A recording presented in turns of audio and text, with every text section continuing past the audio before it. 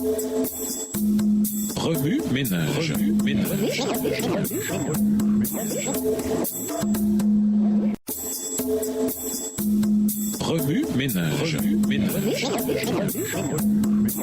Bienvenue dans votre émission. Remue ménage. Nous voilà à la leçon de lundi. Interpréter la femme et le reste. Les 1260 jours d'Apocalypse 12, verset 6 sont parallèles à un temps, des temps et la moitié d'un temps. D'Apocalypse 12, verset 14 dans la version Louis II. Cette même prophétie chronologique décrivant la même période de temps se trouve dans Daniel 7, le verset 25, Apocalypse 11, verset 2 et 3 et Apocalypse 13, verset 5. Comme il s'agit de symboles prophétiques, une femme littérale avec des ailes n'est pas allée dans le désert. Nous appliquons à ces prophéties le temps prophétique, soit le principal jour-année. Voir par exemple Nombre 14, verset 34 et Ézéchiel 4 et versets 4 à 6. Cela signifie tout simplement qu'un jour prophétique équivaut à une année. Commentant cette même période de temps prophétique dans Apocalypse 11, verset 2, la Andrews Study Bible déclare « Les interprètes historicistes ont donc généralement compris la période de 1260 jours prophétiques comme signifiant 1260 années littérales qui vont de 538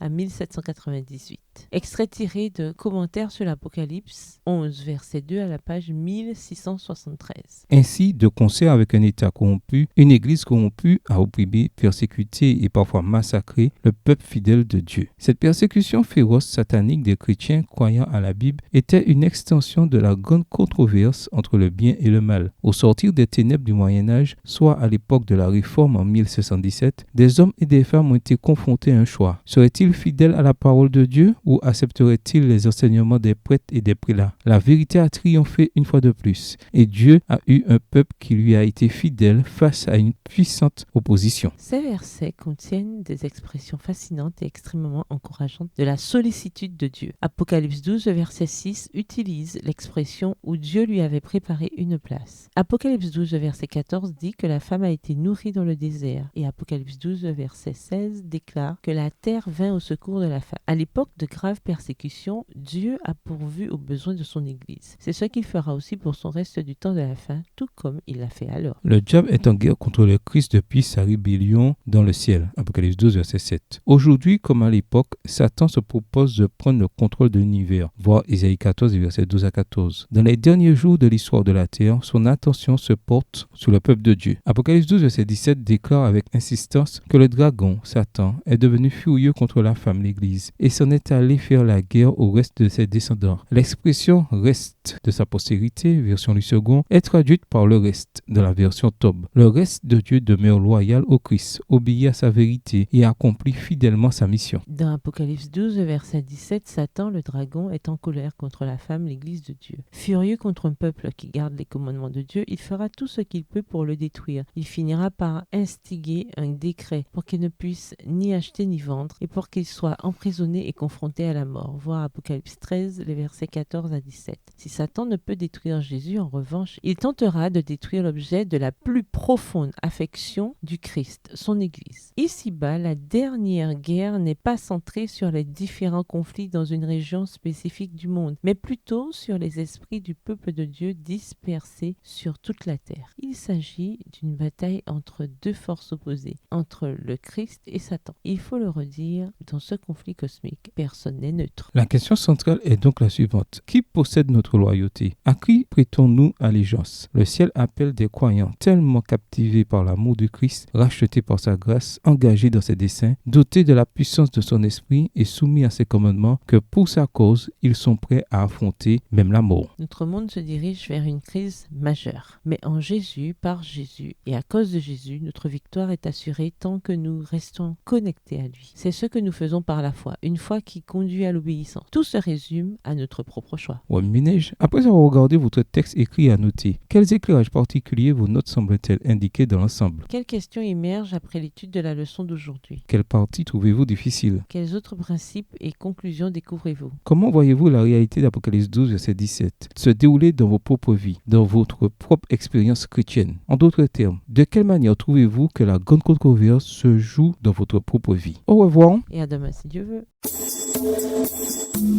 Remue ménage.